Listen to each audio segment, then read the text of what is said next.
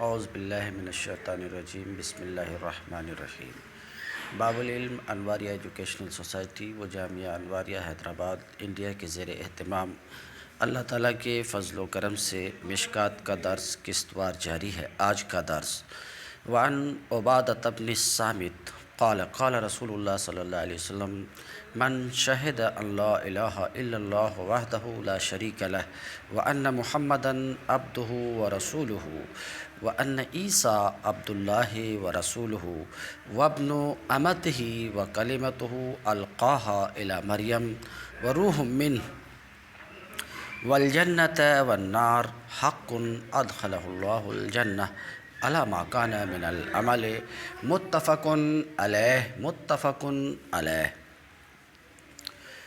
اور عبادہ بن صامت رضی اللہ عنہ سے روایت ہے، وہ کہتے ہیں کہ رسول اللہ صلی اللہ علیہ وسلم نے فرمایا کہ جو شخص گواہی دے، من شہد، جو شخص گواہی دے کہ اکیلے خدا کے سوا کوئی معبود نہیں ہے، لا الہ الا اللہ وحدہ، اکیلے خدا کے سوا کوئی معبود نہیں ہے، ولا شریک لہ، اور اس کا کوئی شریک نہیں ہے، وَأَنَّ مُحَمَّدًا عَبْدُهُ وَرَسُولُهُ، اور اس بات کی گواہی دے کہ محمد اللہ کے بندے اور اس کے رسول ہیں، اور اس بات کی گواہی دے کہ عیسیٰ اللہ کے بندہ اور اس کے رسول ہیں، اور اس بات کی بھی گواہی دے کہ اس کی بندی کے بیٹے ہیں، اس کی بندی یعنی مریم کے بیٹے ہیں، وَكَلِمَتُهُ أَلْقَاهَا إِلَى مریم، اور اللہ کے کلمہ ہیں۔ عیسیٰ کیا ہے؟ کلمت اللہ، اللہ کے کلمہ ہیں جن کو مریم کی طرف ڈالا۔ اب صرف یہاں پر اب تک کی ساری بات واضح ہے، عیسیٰ اللہ کے بندے ہیں، اللہ کے رسول ہیں، اس کی بندی یعنی مریم کے بیٹے ہیں، یہ سب تمام باتیں واضح ہیں، وضاحت کرنے کی ضرورت نہیں، صرف کلمتہ، عیسیٰ کلمت اللہ ہے۔ تو عیسیٰ کا کلمت اللہ ہونا یہ کس طریقے سے ہے؟ تو یا تو کلمہ بات کے معنی میں ہے یا کلمہ حجت کے معنی میں، حجت یعنی دلیل کے معنی میں۔ اگر کلمہ بات کے معنی میں ہے تو حضرت عیسیٰ علیہ السلام کا کلمت اللہ ہونا اس طریقے سے ہے کہ اللہ رب العزت نے حضرت عیسیٰ کو کلمہ کن سے پیدا کیا، بات میں نے کلمہ کن سے پیدا کیا۔ ہماری اور آپ کی اور دوسرے لوگوں کی تخلیق کا تو ایک مخصوص طریقہ ہے، بات سمجھ رہے ہیں کہ نہیں، مگر اللہ رب العزت نے حضرت عیسیٰ کو صرف کلمہ کن سے پیدا کیا، اس وجہ سے ان کا لقب ہو گیا کلمت اللہ۔ اگر یہ کلمہ بات کے معنی میں ہے اور کلمہ حجت کے معنی میں بھی آتا ہے، حجت کے معنی دلیل، تو حضرت عیسیٰ کو کلمت اللہ کیوں کہا جاتا ہے؟ اس لیے کہ حضرت عیسیٰ علیہ السلام اللہ کی آیات میں سے ایک آیت ہیں، اللہ کی نشانیوں میں سے ایک نشانی ہے۔ بات سمجھ رہے؟ وہ کس طور پر؟ کہنے والا کہہ سکتا ہر شخص کوئی نہ کوئی نشانی ہے، تو یہاں خصوصیت کیا ہے؟ بات سمجھ رہے کہ نہیں؟ تو اس طور پر کہ لوگوں کی پیدائش جو ہوتی رہتی ہے وہ باپ ماں دونوں سے ہوتی ہے، مگر عیسیٰ کی پیدائش صرف ماں سے ہوئی، اس طور پر وہ اللہ کی آیات میں سے ایک آیت ہے۔ آپ کہو گے ابھی مجھے اطمینان نہیں ہوا، سمجھ رہے ہیں؟ اطمینان نہیں ہوا۔ دیکھو میں ذرا سا پیچھے سے لے جاؤں تو آپ کو بات سمجھ میں آ جائے گی۔ انسان کے وجود میں آنے کی 4 صورتیں ہی ہیں۔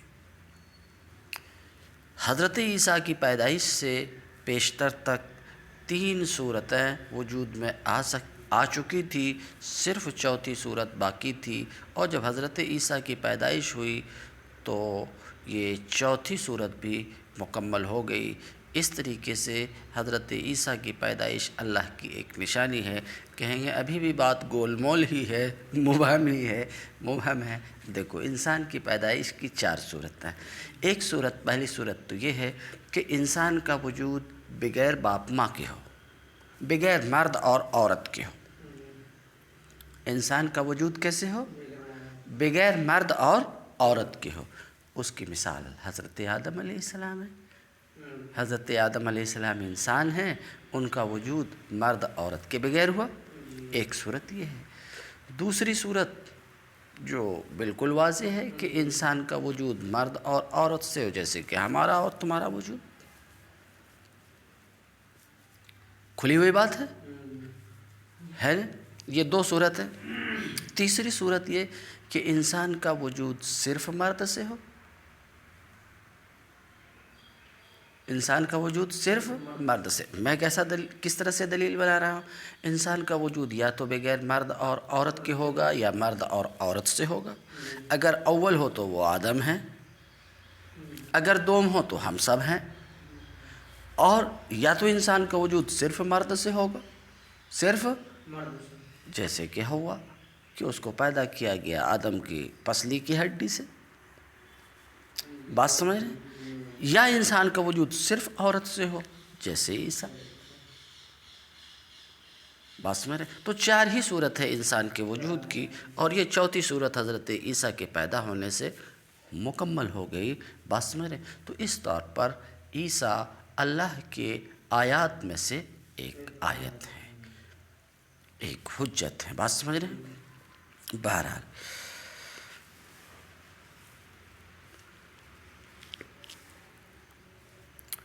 ہاں، وَكَلِمَتُهُ، اور عیسیٰ اللہ کے کلمہ ہیں۔ کلمہ کی وضاحت کر دیا میں کہ کیسے کلمت اللہ ہیں۔ عیسیٰ اللہ کے کلمہ ہیں جن کو مریم میں اللہ نے ڈالا، بات سمجھ رہے ہیں؟ وَرُوحٌ مِّنْهُ، اور عیسیٰ روح اللہ ہے۔ اب یہ بات بھی آپ سمجھنا چاہیں گے کہ عیسیٰ روح اللہ کیسے ہے؟ تو عیسیٰ کا روح اللہ ہونا اس طور پر بھی ہو سکتا ہے کہ چونکہ ان کی پیدائش حضرت روح الامین جبریل امین، روح الامین کی پھونک سے ہوئی۔ اب اگر آپ سمجھ گئے تو میں آگے بڑھوں۔ ہمارے بتانے کا مقصد آپ کو سمجھنا، اگر آپ سمجھ گئے تو ہم آگے بڑھیں، نہیں سمجھے تو بتانا۔ تو روح الامین کے پھونک سے، وہ آپ کو معلوم ہے قرآن میں پورا واقعہ بالکل صاف طور پر مذکور ہے کہ ان کی والدہ حضرت مریم بیت المقدس میں رہا کرتی تھی، کیونکہ ان کی والدہ کی نظر تھی، عبادت کے لیے وقف تھی، بیت المقدس ہی میں تھی کہ اچانک ایک نوجوان حاضر ہوا تو حضرت مریم دیکھ کر کے کہا، اللہ کی پناہ، تمہیں اللہ سے ڈرنا چاہیے، تمہیں یہاں آنے کی تمہیں کیا ضرورت ہے، بات سمجھ رہے ہیں؟ تو اس نوجوان نے کہا کہ اللہ ہی نے مجھے تمہارے پاس بھیجا ہے، بات سمجھ رہے ہیں؟ اور وہ انسان کی شکل میں آئے تھے، وہ تھے کون؟ روح الامین جبریل امین۔ تو کہا اللہ نے بھیجا، کس لیے؟ تاکہ میں تجھے ایک ولد دوں، سمجھ رہے ہیں؟ تو حضرت مریم نے کہا ولد کیسے ہو سکتا ہے؟ نہ کسی مرد نے مجھے چھوا ہے، اور نہ ہی میں بدکار ہوں، نہ میں نے نکاح کیا ہوں، نہ میں بدکار ہوں، تو مجھے ولد کیسے ہو سکتا؟ بات سمجھ رہے ہیں؟ تو کہا اسی عالم میں ویسا ہی ہے جیسا تم بول رہی ہو، لیکن اس کے باوجود اللہ تعالیٰ تمہیں ولد عطا کرے گا، کہ بدکار بھی نہیں ہو، نکاح بھی نہیں کیا، یہ صحیح ہے جو تم کہہ رہی ہو، مگر اس کے باوجود اللہ تعالیٰ تمہیں ایک اولاد دے گا، ایک بچہ عطا کرے گا۔ اتنا کہہ کر کے انہوں نے ایک پھونک ماری، سمجھ رہے ہیں؟ ایک پھونک ماری اور حضرت مریم حمل سے ہو گئی، پھونک ماری اور حضرت مریم حمل سے ہو گئی۔ تو چونکہ ان کی پیدائش حضرت روح الامین کی پھونک سے ہوئی، روح الامین جبریل کا ایک لقب روح الامین بھی ہے، اس وجہ سے ان کو روح اللہ کہا جاتا ہے۔ یا یہ وجہ بھی ہو سکتی ہے روح اللہ کہے جانے کی کہ اور لوگوں کی پیدائش کا جو طریقہ ہے، بات سمجھ رہے ہیں؟ کہ اور لوگوں کی پیدائش کا جو طریقہ ہے کہ وہ مراحل کو طے کرتے ہیں، نطفہ، علقہ، مضغہ، یہ مراحل کو طے کرتے ہیں، نطفہ سے علقہ، علقہ سے مضغہ، پورا جسم بنتا، پھر اس میں روح ڈالی جاتی ہے، لیکن ان مراحل سے ان کی پیدائش نہیں ہوئی، سمجھ رہے ہیں کہ نہیں؟ معجزانہ طور پر ان کی پیدائش ہوئی، سمجھ رہے ہیں؟ پیدائش ہوئی، یا ان کی روح خود اللہ رب العزت نے ان کی روح کو بھی اور ان کے جسم کو بھی بنایا، اس وجہ سے ان کو روح اللہ کہا جاتا ہے۔ دونوں تعویلیں کی جاتی ہے۔ پہلی تعویل زیادہ ظاہر ہے، سمجھ رہے ہیں کہ روح الامین کی پھونک سے، یہ بات سمجھ گئے، روح الامین کی پھونک سے پیدا ہوئے، اس لیے ان کو کیا کہا جاتا ہے؟ روح اللہ، سمجھ رہے ہیں؟ یا اس وجہ سے بھی کہا جا سکتا ہے ان کو روح اللہ کہ حضرت عیسیٰ کی زندہ کرامت تھی کہ مردہ میں روح ڈال دیا کرتے تھے، مردہ شخص میں روح ڈال دیا کرتے تھے، یعنی مرے شخص کو زندہ کر دیتے تھے۔ بالکل واضح کرامت ہے، مشہور کرامتوں میں سے ان کی ہے کہ مرے ہوئے شخص کو، وہ شخص جو مر چکا ہے، اس میں روح ڈال کر کے زندہ کر دیتے تھے، اس وجہ سے انہیں کیا کہا جاتا ہے؟ روح اللہ۔ یہ تمام تعویلیں ان کے روح اللہ ہونے کے سلسلے میں کی گئی ہیں کہ اس وجہ سے روح اللہ ہے، یا اس وجہ سے روح اللہ ہے، یا اس وجہ سے روح اللہ ہے۔ ابھی 5 منٹ نہیں ہوئے سونا شروع ہو گیا۔ والجنت والنار، میں جنت والنار پڑھ رہا ہوں، لیکن بیشتر شراح جو اس کو پڑھتے ہیں والجنت والنار، سمجھ رہے ہیں؟ اب میں جنت والنار اس لیے پڑھ رہا ہوں کہ اس کا عطف میں مان رہا ہوں لا الہ الا اللہ پر۔ کس پر؟ لا الہ الا اللہ پہ۔ یہ معطوف ہے کس پر؟ لا الہ الا اللہ پر۔ تو عبارت یہ ہوئی من شہد ان لا الہ الی آخری ومن شہد ان الجنت والنار حق۔ تو جنت کو نسب کے ساتھ اس لیے پڑھ رہا ہوں کہ اللہ پر اسے معطوف مان رہا ہوں، اور اللہ، سمجھ رہے ہیں، یہ نسب ہے کس کی وجہ سے؟ ان کی وجہ سے، تو جنت کو بھی نسب ہوگا، سمجھ رہے ہیں؟ مگر بیشتر شراح نے اس کو والجنت والنار نہیں پڑھا ہے، والجنت والنار پڑھا ہے، ٹھیک ہے؟ اور جو گواہی دے، اللہ کے رسول صلی اللہ علیہ وسلم کیا فرماتے ہیں؟ جو گواہی دے کہ جنت حق ہے، جہنم حق ہے، ادخلہ اللہ الجنہ، اللہ اسے جنت میں داخل کرے گا، علی ما کان من العمل، خواہ کیسے ہی عمل ہوں، خواہ کیسے ہی عمل ہوں۔ یہ حدیث آپ نے سنا، تو یہ حدیث اس بات کو بتا رہی، اس بات پر دال ہے کہ آدمی کا ایمان درست ہے تو وہ جنت میں جائے گا۔ اگر آپ کو سمجھ میں آ گئی تو ٹھیک ہے، میں آگے بڑھوں۔ ایمان درست ہے تو جنت میں جائے گا۔ آپ کہیں گے یہاں پر شہادت کا لفظ ہے، شہادت اقرار، اس کا تعلق زبان سے ہے، دل سے نہیں ہے، بات سمجھ رہے ہیں؟ تو میں عرض کروں گا، ہاں یہاں پر جو یہ ہے کہ جو گواہی دے لا الہ الا اللہ کی، دل سے گواہی دے، جو دل سے گواہی دے، کیا مطلب؟ پہلے اس بات کو مانے اور موقع ملے تو زبان سے اقرار کرے، یہ مطلب ہے، سمجھ رہے ہیں؟ پہلے دل سے مانے، پھر موقع ملے تو زبان سے اقرار کرے۔ بہرحال حدیث اس بات کو بتا رہی ہے کہ مومن بہرحال جنت میں جائے گا، کیونکہ حدیث کے الفاظ ادخلہ الجنہ، سمجھ رہے ہیں؟ مومن کہاں؟ جنت میں جائے گا، علی ما کان من العمل، عمل جیسے بھی ہوں۔ تو میں اس کی وضاحت بار بار کرتا رہا ہوں پیچھے کہ عمل جیسے بھی ہوں جنت میں جائے گا، یہ حدیث اس بات کو بتا رہی ہے۔ تو آیا عمل کی ضرورت نہیں ہے؟ تو پیچھے کئی بار اس کا میں جواب دے چکا ہوں، اس کا کئی بار، جنت میں جائے گا، یہاں یہ نہیں ہے کہ اولاً چلا جائے گا، بات سمجھ رہے ہیں؟ تو جو مومن ہو کر کے مرا ہے بالآخر وہ جنت میں جائے گا۔ ایک وضاحت تو وہ ہے جو پیچھے میں کرتا رہا ہوں، اس کو اپنے سامنے لے آئیے۔ دوسری وضاحت یہ بھی ہو سکتی ہے، اس کی دوسری تعویل اس کی یہ بھی ہو سکتی ہے کہ دیکھیے، اسلام کے مراحل ہیں، اس کا مطلب یہ ہے کہ ایک وقت ایسا تھا جب صرف لا الہ الا اللہ محمد الرسول اللہ بولنے سے آدمی مومن ہو جاتا تھا۔ ذرا بات کو سمجھو کہ آدمی مکلف صرف کس بات کا تھا؟ لا الہ الا اللہ محمد الرسول اللہ۔ بات سمجھو کیا بول رہا ہوں؟ مکلف اس بات کا۔ ایک وقت ایسا تھا کہ اس وقت نہ نماز فرض تھی، نہ زکوٰۃ فرض تھی، نہ روزہ فرض تھا، سمجھ رہے؟ ان میں سے کوئی بات فرض نہیں تھی۔ تو اس گھڑی جنت میں داخلے کے لیے صرف ایک شرط تھی۔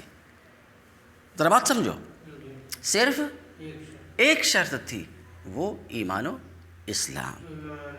آپ کو معلوم ہے ابتدائے اسلام میں آدمی مکلف کس بات کا تھا؟ صرف کلمہ شہادت کا۔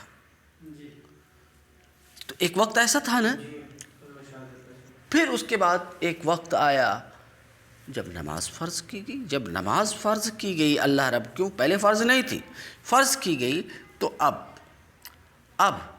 ذرا سا بات سمجھو، اب دخول جنت کے لیے وہ کلمہ شہادت کی بھی ضرورت، ساتھ میں نماز کی بھی شرائط ضرورت۔ بات آپ سمجھ رہے ہیں؟ تو یہ مراحل گزرے ہیں۔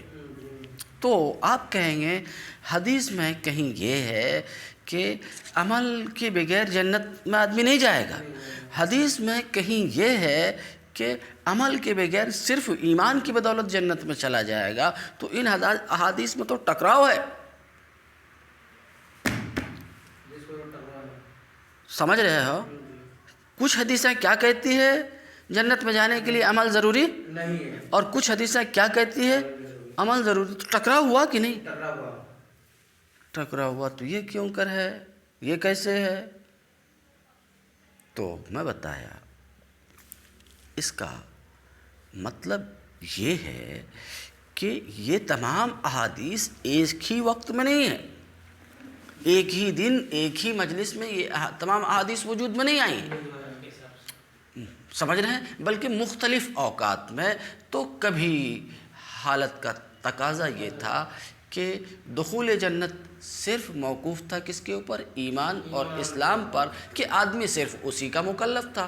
تو جب ایسی حالت تھی، سمجھ رہے ہیں، کہ صرف ایمان کی ضرورت تھی دخول جنت کے لیے، تو اللہ کے رسول نے فرمایا کہ جو شخص گواہی دے لا الہ الا اللہ محمد رسول اللہ کی، وہ جنت میں جائے گا۔ پھر جب دیگر فرائض آ گئے تو یہ فرمایا گیا کہ دخول جنت کے لیے ایمان کی بھی ضرورت ہے اور اچھے اعمال کی بھی ضرورت ہے، نماز کی بھی، روزہ کی۔ تو یہ حالات مختلف ہونے کی وجہ سے احادیث میں اختلاف ہے، مگر یہ اختلاف صرف ظاہری حد تک ہے، سمجھ رہے ہیں؟ حالات کے اندر جب داخل ہوتے ہیں تو در حقیقت کوئی اختلاف نہیں۔ جس وقت جیسا حکم رہے گا اسی پر تو عمل کرنا واجب ہوگا نا، بولو بھائی، جس وقت جیسا حکم رہے گا اسی پر عمل کرنا۔ تو ایک وقت ایسا ہے، اور یہ اچھا خاصا وقت گزرا ہے، جس میں آدمی مکلف کس کا تھا؟ صرف ایمان کا مکلف تھا۔ تو ظاہر سی بات ہے ایمان کا مکلف تھا، وہ ایمان لے آیا تو اب وہ جنت میں جائے گا۔ اس وقت کوئی چیز، نماز روزہ کوئی چیز فرض ہی نہیں تھی، تو اس وقت جنت میں جانے کے لیے صرف ضرورت کس کی تھی؟ ایمان کی تھی۔ تو ایسے موقع پر اللہ کے رسول نے یہ فرمایا۔ ایک مطلب تو یہ ہے، ٹھیک ہے؟ ایک مطلب جہاں ایسی احادیث آئے، بار بار نہیں بولوں گا کیونکہ یہ آئے گی اور بھی۔ دوسرے یہ کہ جتنی بھی احادیث یہ بتاتی ہیں کہ جنت میں جائے گا، محض ایمان کی وجہ سے جنت میں جائے گا، جتنی بھی احادیث اس بات کو بتاتی ہیں، اس میں سے کسی حدیث میں یہ نہیں ہے کہ جہنم میں قطعاً نہیں جائے گا۔ تو جہنم میں جانے کے بعد اگر جنت میں گیا تو بھی جنت میں گیا، صرف یہ ہے کہ جنت میں جائے گا، یعنی اولاً اور ثانیاً، سمجھ رہے ہیں، اس کی تصریح نہیں ہے۔ تو ایک شخص کلمہ پڑھا، یعنی لا الہ الا اللہ محمد رسول اللہ کی دل سے اس نے شہادت دی، تو وہ مومن ہے، اور مومن بہرحال جنت میں جائے گا، مگر اس کے اعمال اچھے نہیں ہیں، بات سمجھ رہے کہ نہیں؟ تو اپنے اعمال کی سزا تو وہ پائے گا، سمجھ رہے ہیں؟ اپنے اعمال کی سزا تو پائے گا، اس کے لیے جہنم سے اسے گزرنا پڑے گا۔ بات آپ سمجھ رہے ہیں؟ کچھ بات ہو رہی ہے صاحب؟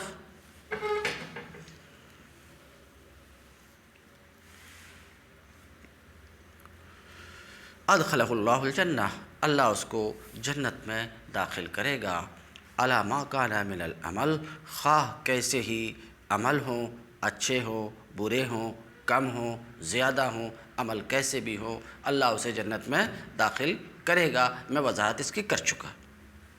متفق علیہ، یہ حدیث بخاری اور مسلم دونوں میں ہے۔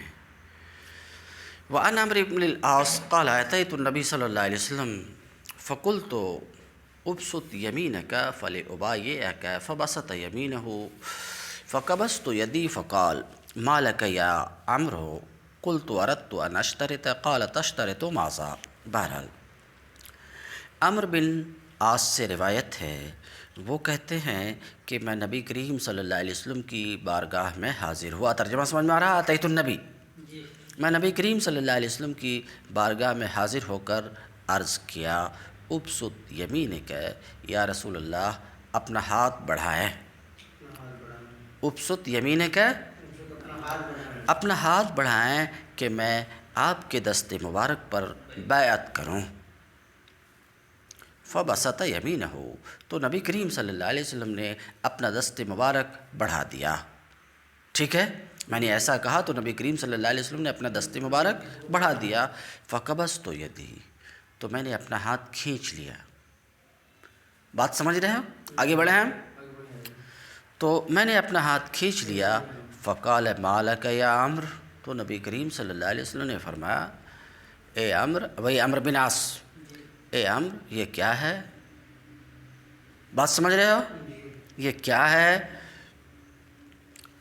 قلت اردت ان اشترط، تو میں نے عرض کیا کہ میں کچھ شرط لگانا چاہتا ہوں، بیعت سے پہلے کچھ شرط لگانا چاہتا ہوں۔ قالت اشترط ماذا؟ آپ صلی اللہ علیہ وسلم نے فرمایا کیا شرط لگانا چاہتے ہو؟ بات صاف ہے؟ کیا شرط لگانا چاہتے؟ قلت ان یغفر لی، بیعت سے پہلے کچھ شرط لگانا چاہتا ہوں، بیعت سے پہلے کچھ شرط۔ کیا شرط لگانا چاہتے ہو؟ بس یہ چھوٹی سی شرط ہے کہ پچھلے میرے سارے گناہ معاف کر دیے جائیں۔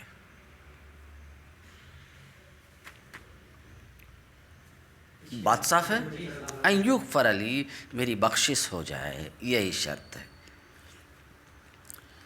قال اما علمت یا عمرو ان الاسلام یہدم ما کان قبلہ وان الہجرۃ تہدم ما کان، سو گے نہیں، وان الہجرۃ تہدم ما کان قبلہا وان الحج یہدم ما کان قبلہ۔ اے عمرو، کیا تجھے پتہ نہیں ہے؟ اما علمت، کیا تجھے پتہ نہیں ہے کہ اسلام پچھلے گناہ کو ڈھا دیتا ہے؟ یہی نہ انہوں بولے کہ بخشش ہو جائے، میرے پچھلے گناہ معاف ہو جائیں۔ تو اللہ کے رسول نے فرمایا کہ تمہیں یہ بات معلوم ہونی چاہیے کہ اسلام پچھلے گناہ کو کیا کر دیتا ہے؟ معاف کر دیتا ہے۔ تو جب تم نے اسلام لایا تو تمہارے پچھلے گناہ کیا ہو گئے؟ معاف ہو گئے۔ میں ایک بار پھر ذرا سا پلٹوں گا، پہلے ترجمہ دیکھو۔ اور ہجرت بھی پچھلے گناہ کو معاف کر دیتی۔ ہجرت کی وضاحت اس سے پہلے گزر چکی ہے۔ دین کے لیے اپنا گھر بار چھوڑنا یہ ہجرت ہے، اور ہجرت بھی پچھلے گناہ کو ڈھا دیتی ہے، اور حج بھی پچھلے گناہ کو ڈھا دیتا ہے۔ سن لیا آپ نے؟ حدیث سن لیا؟ تو یہ حدیث تو بتا رہی ہے کہ ایمان اور عمل صالح، عمل صالح ہجرت، حج، یہ اچھا کام ہے۔ تو یہ حدیث کس بات کو بتا رہی ہے؟ کہ ایمان اور عمل صالح معافی گناہ کے ذرائع ہیں۔ کیونکہ کیا فرماتے ہیں اللہ کے رسول؟ اسلام پچھلے گناہ کو ڈھا دیتا ہے، پاش کر دیتا ہے، ختم کر دیتا، سمجھ رہے ہیں؟ اسی طریقے سے ہجرت، اسی طریقے سے حج۔ تو یہ حدیث کس بات کو بتا رہی ہے؟ کہ ایمان اور عمل صالح گناہ کی معافی کے ذرائع ہیں۔ بات سمجھ رہے ہیں؟ یعنی اچھے اعمال سے بھی گناہ معاف ہو جاتے ہیں۔ یہ حدیث اس بات کو بتا رہی ہے، اور اس بات کو قرآن کی ایک آیت بھی بتا رہی ہے، ان الحسنات یذہبن السیئات، یقیناً نیکیاں برائیوں کو ختم کر دیتی ہیں۔ یہ ایک آیت بھی اس بات کو بتا رہی ہے، مگر خوب واضح رہے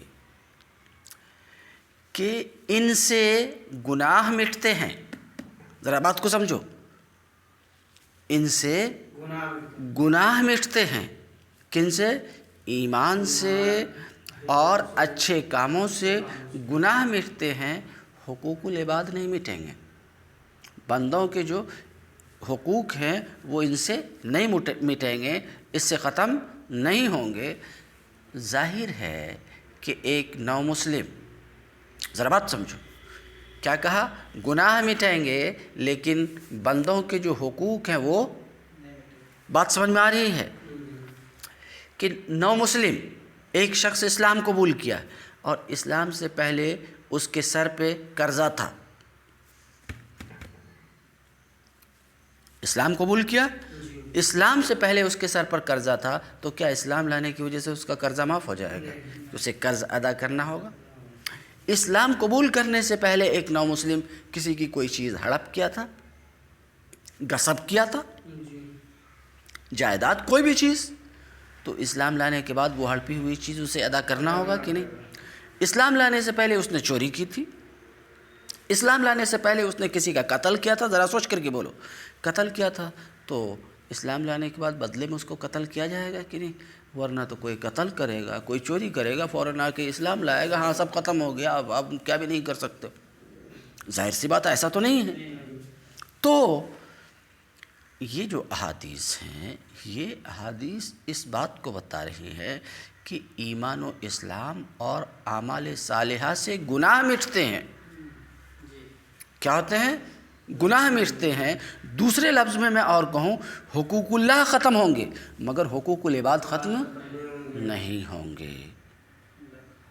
کھلی ہوئی بات ہے، کوئی اس بات کا قائل نہیں ہے کہ اسلام لانے سے پہلے اگر کسی کا قتل کیا ہے یا کسی کا کچھ ہڑپ غصب کیا ہے تو اسلام لانے سے سب معاف ہو جائے گا، نہ بدلے میں قتل کیا جائے گا اور نہ ہڑپی ہوئی چیز، کوئی اس بات کا قائل نہیں ہے، بلکہ ہڑپی ہوئی چیز اسے واپس کرنا پڑے گا اسلام لانے کے بعد۔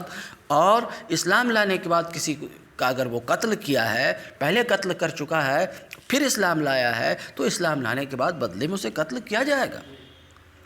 تو جب ایسا ہے تو اس کا مطلب یہ ہے کہ ایمان و اسلام اور اعمال صالحہ سے حقوق اللہ تو مٹتے ہیں، گناہ تو ختم ہو جاتے ہیں، سمجھ رہے ہیں کہ نہیں؟ گناہ تو مٹتے ہیں مگر جو بندے کے حقوق ہیں، بات سمجھ رہے ہیں، وہ ختم نہیں ہوتے ہیں۔ بات سمجھ رہے ہیں؟ ہاں، بہرحال قال اما علمت یا عمرو، اللہ کے رسول صلی اللہ علیہ وسلم نے فرمایا، اے عمرو، کیا تجھے پتہ نہیں ہے کہ اسلام پچھلے گناہ کو ڈھا دیتا ہے؟ بات سمجھ رہے ہیں؟ گناہ کو ڈھا دیتا ہے، اور ہجرت بھی پچھلے گناہ کو ڈھا دیتی ہے، اور حج بھی پچھلے گناہ کو ڈھا دیتا ہے۔ رواہ مسلم، یہ حدیث جس کو آپ نے پڑھا ابھی، اس کی روایت امام مسلم نے کی ہے۔ والحدیثان المرویان عن ابی ہریرہ، اور دو حدیثیں، سمجھ رہے ہیں، دو حدیثیں جو کتاب المصابیح میں اس باب میں مذکور ہیں ابو ہریرہ سے، سمجھ رہے ہیں، لفظی ترجمہ کر رہا ہوں، دو حدیثیں جو ابو ہریرہ سے مروی ہیں کتاب المصابیح میں، اسی جگہ پہ ہیں، اسی باب میں ہیں، اور وہ کیا ہے؟ قال ہے، حضرت ابو ہریرہ کہتے ہیں اللہ رب العزت نے فرمایا، دو حدیث میں سے پہلی حدیث یہ ہے انا اغنی الشرکاء عن الشرک، اور دوسری حدیث ہے الکبریاء ردائی سنذکرہما۔ تو یہ دو حدیثیں جو مصابیح میں یہیں پر مذکور ہیں، ہم ان دونوں حدیثوں کو باب الریا اور باب الکبر میں انشاءاللہ بیان کریں گے۔ بات آپ سمجھ گئے ہوں گے، یہ 2 حدیثیں مصابیح میں اسی مقام پر ہے، لیکن مجھے یہ مناسب لگی کہ یہ حدیثیں ذکر کی جائے کس میں؟ باب الریا اور باب الکبر میں۔ تو ان دونوں حدیثوں کو ریا اور کبر میں ذکر کروں گا۔ آپ کو شبہ نہیں ہونا چاہیے کہ مصابیح میں یہاں پر 2 حدیثیں اور تھی، وہ یہاں دکھ نہیں رہی ہیں تو نہیں دکھ رہی ہیں، بالکل میں یہاں پر نہیں رکھا ہوں، مگر ان دونوں حدیثوں کو اڑایا نہیں ہوں، بلکہ یہ دوسرے ابواب میں ہیں۔